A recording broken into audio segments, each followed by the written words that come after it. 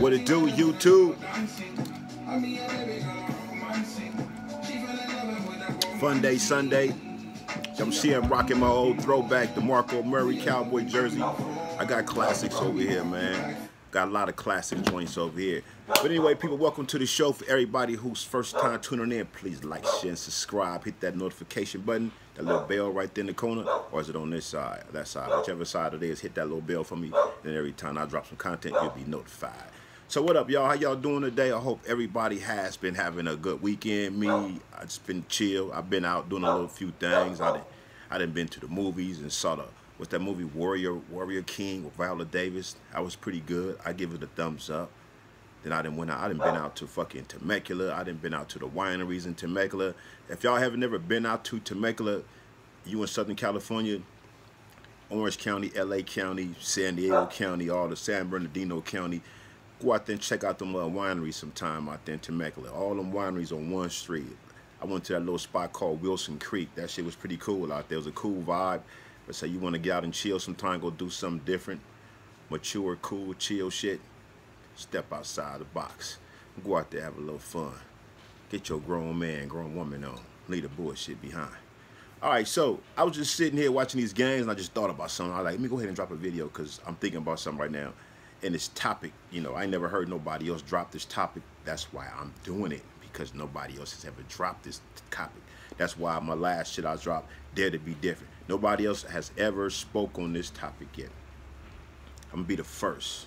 So anytime you hear somebody else speak on this, they heard it here first. Game Bangers Life Coach. Coaches up in this bitch. All right, y'all, let's run it up.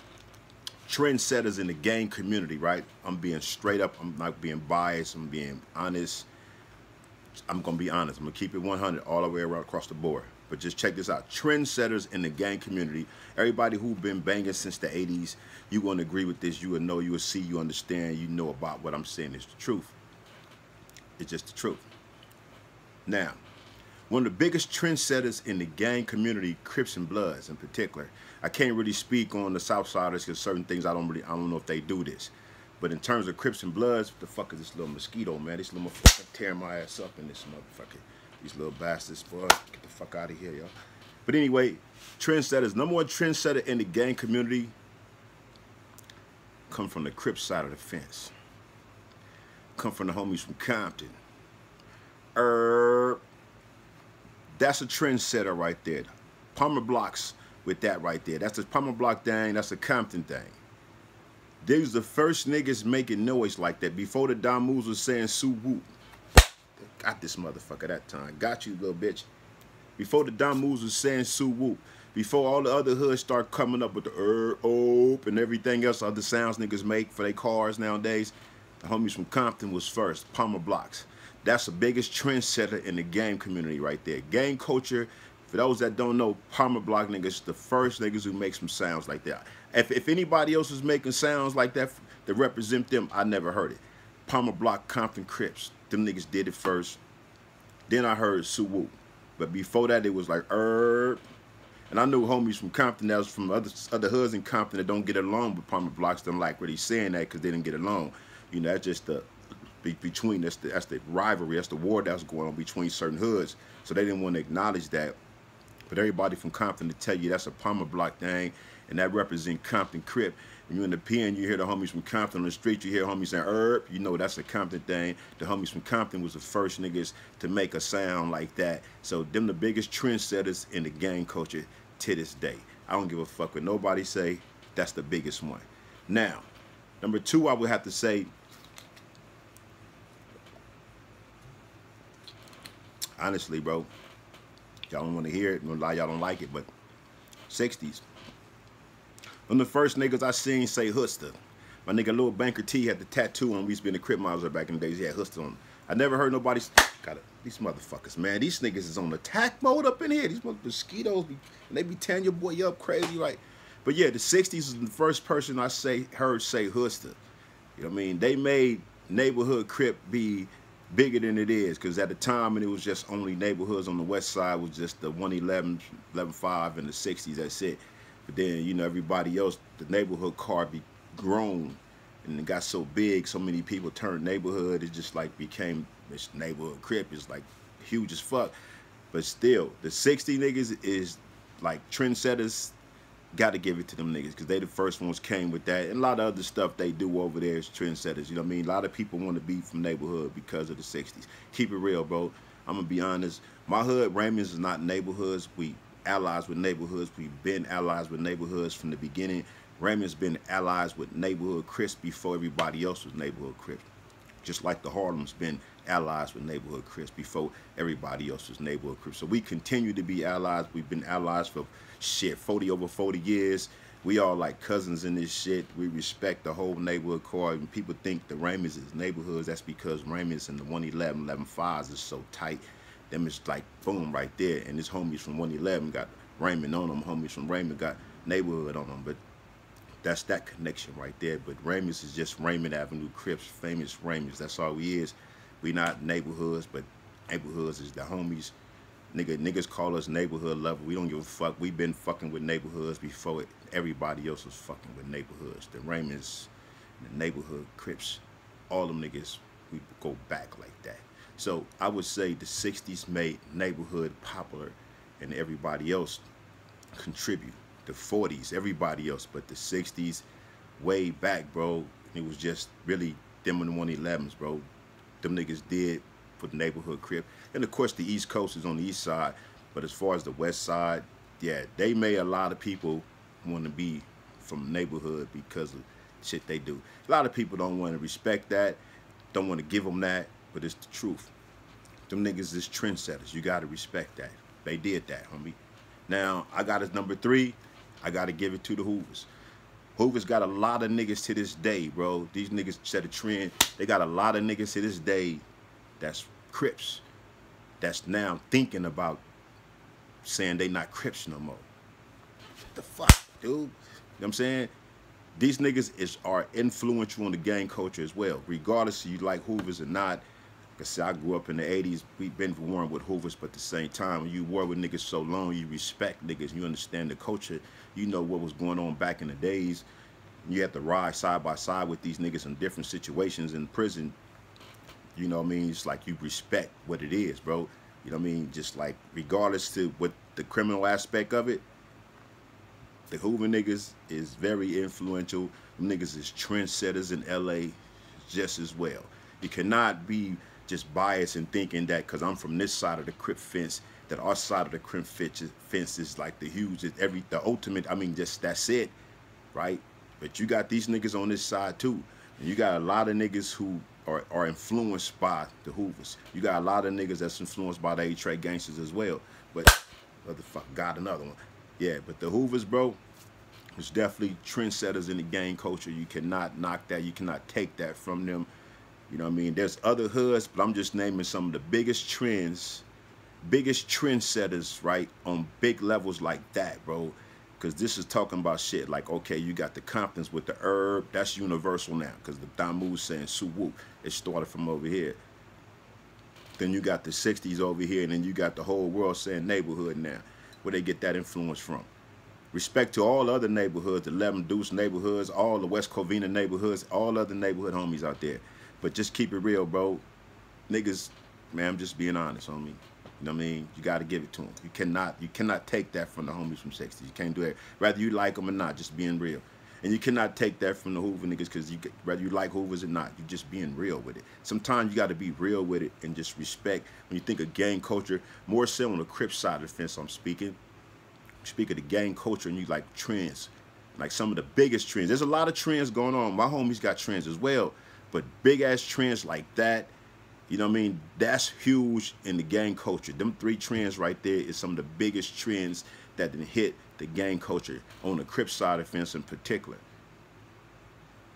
Big-ass trends right there. Just think about it. Real shit, bro. I mean, come on, man. Don't just fucking like dislike it because you don't like a nigga. Just be honest. Let's think. Let's think about your Crip history, your gangbang shit. If you've been out here banging in the 80s all the way up and through the prison system and all this old shit, and just look at things from a more mature, clear perspective than what you used to before. Before your vision was clear, before your vision was clear and your vision was blurred with the activities that you was involved in, because activities blur our vision. If y'all don't know, activities blur our vision. That's why we be held back. That's why we hold ourselves back, because our activities blur our vision. Think about it. But before that, for everybody who been around long as that, if you think about it, just be real about it, bro. It's the truth. You cannot dispute that. Salute to everybody out there, man, whatever side of the fence you from, homie. Much respect. Hold up, I ain't done. I cannot be done yet. My bad, I'm tripping. I got my order mixed up, but this number 4 spot right here, this should have been number 3. This should have been number 3 right here. Actually, could have been number 2, actually. But let me do it like this. Shout out to the Grape Streets. These are the first niggas who came out representing their own color. Nobody had their own color before the Grape Streets rocked purple. Grape Streets came with purple. Nobody never seen that. All we know, all the Crips just wore blue rags. Grape Streets came and set a trend. Them niggas is trendsetters as well. Shout out to all my baby lokes out there. My nigga Wormy out there. My nigga Drac out there. What it do, bro? My nigga Tank Magruder. What it do, bro? Hey, man, look. Grape Streets is trendsetters in the gang culture as well. Nobody rocked their own. I mean, every hood had own color. Like my homies, niggas don't know the Raymond's real color is brown. So you see some Raymond niggas with brown. You see Raymonds with brown and blue mixed together. Niggas don't know that's what the G's established back in the days. But we kind of strayed away because we didn't really know our history. A lot of us know our history. Truth be told, a lot of us didn't really know our history till later on. So we didn't really come up. A lot of us rocking brown like that. Some of us did. A lot of us didn't. We didn't really catch it. I mean, a lot of us slept on that history lesson when we were young. We figured it out later. So you see a lot of Raymond niggas with brown and blue on. I mean, but Grape Streets, as far as went publicly, that made the nation recognize a hood by its color. Niggas from Grape Street, Watts baby local niggas out there. Them niggas did that. I was in prison back in like the early 90s looking through Newsweek and Time magazine, and I'm seeing all this purple, like Grape Street Wise. I'm like, nigga, that's influential. So you cannot overlook the Grape Streets. You want to talk about hoods who put a big ass impact, like big influence on the gang culture in LA, right? I'm talking LA. Because from here, when you see all this stuff, I'm speaking on the other states and shit like that, this is where it started from. This the motherland of Crippin' right here. That's what LA is, the motherland of Crippin' and blood right here in LA. LA County, it's what it is. All the cities in between LA County, it's the motherland for the Crips and Bloods right here, man. That's what it is. So you got to respect the Grape Streets. You got to acknowledge the Grape Streets, even if you don't like Grape Streets or not. I got love for a lot of niggas from Grape. You know what I mean? I got a lot of history niggas from Grape. I'm thinking niggas, I might have forgot niggas' names, bro. But there's like so many of my niggas Monk. Nigga, my nigga Lil John. Man, what? Come on, man. My nigga Mongoloid. What it do, nigga? What's up, baby? All my niggas out there, man. There's so many niggas out there, bro. Satan, man. Oh, man. It's a long list of Grape Streets niggas, and you think of them niggas, this is a gang of them niggas. Them niggas is deep as fuck. Don't get them niggas fucked up. But understand the Grape Streets has a major part in influence, being the number one, shall I say, what's the title? Being the most influential in the gang culture, biggest trend in the gang culture, because they put purple out there. And after they put purple out there, then niggas came with other colors. Then came the orange. Then came with all these other colors. But the Grape Streets did it first. Now, I would say number 5. Now, the order is messed up here because this right here could have been up there with number 1, really. And it should have been number 1. Shouldn't be number 5. But so I'm just got my orders mixed up. But I'm going to give it respect. I'm going to give respect to respect is due. I'm going to speak on truth. In the gang culture in Los Angeles, right? Nobody ain't ever talked about this shit like this. But I just brought it to you. So I grew up in the 80s, my nigga. I've been banging since the 80s, and I saw this shit. I could tell you all about this shit. I'm not a nigga that just YouTube nigga who started banging in the 2000s and 90s, bro. No. I was in prison during the 90s and 2000s. But I done been around, man. I seen the trends. I see the culture shift. I see what's happening on both sides of the fence. I seen what Bloods is doing. I seen what Crips is doing, but more so because I'm on the Crip side of the fence. Hear me out, though. Really, the #1 trendsetters really should be an LA gang culture. An LA gang culture, in my opinion, should have been, aside from the homies from Compton, but here's another one that go far, a little further back than that. Mafia for life. Was no other hoods running around with their own plaques in the back of their window before the main streets. Main street niggas is big trendsetters, bro. Main streets was big trendsetters in the game, my nigga, straight up. Main streets niggas been doing their thing. Niggas know Main streets been doing their shit from way back. We all know we from the streets, especially if you from LA in particular. Not so much as Compton and Long Beach and all the other cities, but you just from LA, niggas know what Main Street niggas been doing over there. Them niggas been trendsetters, bro. You gotta respect that. Mafia for life. Them niggas had the hottest riders out there in the city. Everybody know Main Street Mafia Crips. Shout out to my nigga Kool-Aid. Rest in peace, Dale Dog, man. My little cousin Blue, what it do, bro? Hey, man, you got to respect and give props to the motherfucking Main Streets. And you talking about trendsetters in the gang culture in L.A. County, in particular the Crips. It's a lot of stuff went on the blood side I don't know about. It's going to come out. You know what I mean? It's a lot of stuff that different Bloods was doing that, you know, we know, like from the outside looking in what a lot of Bloods was doing. We was hearing about this. Like, we know what Terry Carter was doing, rest in peace, back in the days. We know what he had cracking with World Class, Auto on the Bread, and all this and all that. Been different people been making moves out there. But I don't know the Blood story, so I can't speak on the Blood. I'm a Crip. But my Blood brothers, somebody going to come out there and speak on it. All due respect. Shout out to the Damus. Hey, man. But this is history right here, bro. You want to know trends? These are the top 5. I'm going to say these are top 5 biggest trends in the LA gang culture, the Crips in particular. Top 5, hands down. Ain't nothing, I can't think of no other big trend, man, that then went universal than these 5 topics I just said right here. You know, anything else that's bigger than them 5 topics, come on, keep it real, that did with these, what I just said did, that's the whole playing field. Let's just be real about it. We all done contribute to the Cripping and the Blood and cause. We all done done our thing.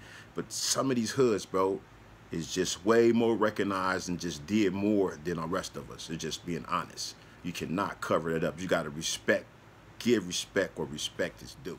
Time out, time out. Hold up, hold up, hold up. Let me clarify something. Shout out to the homies from the Dirt Gang, the Godfathers. The Godfathers had plaques cracking too.